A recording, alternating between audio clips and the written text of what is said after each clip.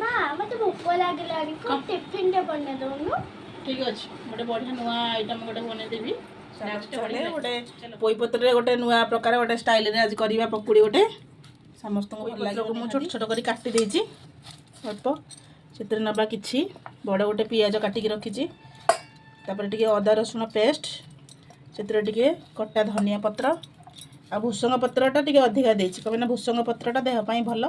जी अधिका नहीं पारे से खाए कंचा लंका मुझे आपको इच्छा है आप नहीं पारे कारण छोट पिला खाइबा तो से जीरा नहीं कंचा जीरा आ कुछ कस्तूरी मेथी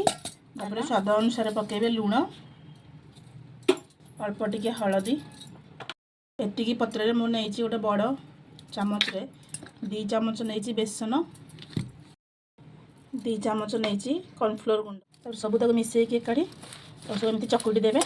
जी पानी दरकार पड़े देवे किंतु एथुर पत्र जेहेतु यहाँ लाल अंश थाए पोईरे तेणु ए पत्र पानी भी बाहरी पड़े यहाँ पकुड़ी कर खाइबे पोईटा भी देहपाई बहुत बढ़िया सदा छोट छुआ मैंने पोईटा टी लाल अंश थाए बोली पोई पत्रटा से खाती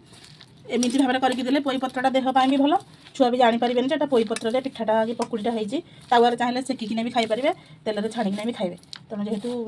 क्रिस्पी हम बोली मुझे तेल कड़े छाणिकी करदेवी एमती गोलैकी हल्का टिके पानी छिंटी देकी 5 मिनट छाड़देवी घोड़े रखिदेवे एबे 5 मिनट हो गलानी देखंतु हल्का तापर पानी पकई देइथिली ये पूरा चकड़ी हो जाइए एतर आउ गोटे चामच बेसन दवा बेसन म अल्प देइथिली कमाना काले बेसी हेले टाण बेसी लागे सेति एबे आउ गोटे चामच बेसन देकी ताकू गोळे देबा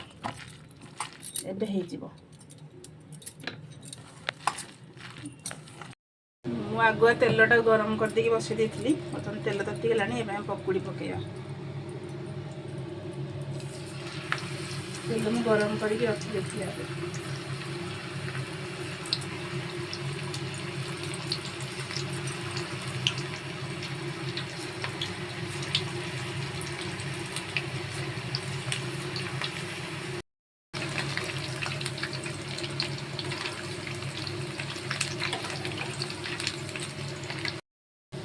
देखो मोर बनीगला पोई पत्र पूरा क्रिस्पी क्रिस्पी होती थोड़े तो निश्चिंत बनईकि छुआ खाया देवे केमी लगे मत कमेंट निश्चिंत कहे लाइक करेंगे सब्सक्राइब करेंगे झील तो भोक लगुला बा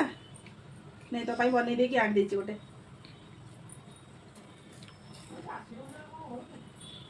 कुड़कुड़ ना